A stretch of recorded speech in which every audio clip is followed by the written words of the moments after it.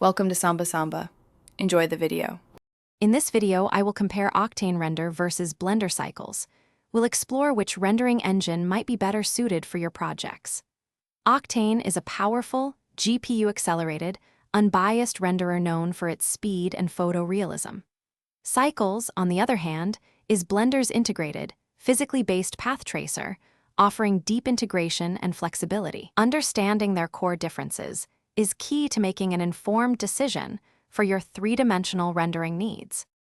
When it comes to performance and hardware, Octane Render exclusively leverages NVIDIA CUDA graphics processing units.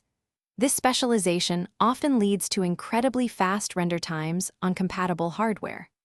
Cycles, however, offers broader compatibility, supporting both NVIDIA CUDA and AMD OpenCL graphics processing units, alongside central processing unit rendering. This means Cycles provides more flexibility for users with diverse hardware setups, while Octane excels with its optimized NVIDIA-only pipeline for maximum speed. Regarding features and workflow, Octane Render boasts a real-time viewport, providing instant visual feedback as you adjust materials and lighting. It also offers an extensive material library.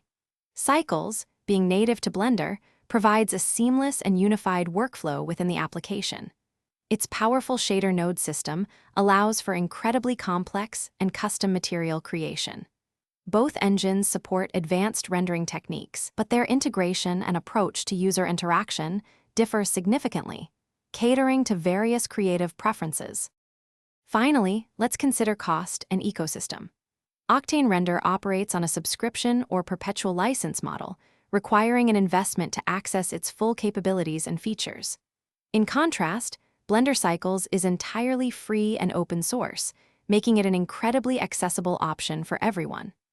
Octane integrates with many three-dimensional applications via plugins, while Cycles is deeply embedded within the Blender environment. Your choice will ultimately depend on your budget, existing software pipeline, and specific project requirements. Thanks for watching.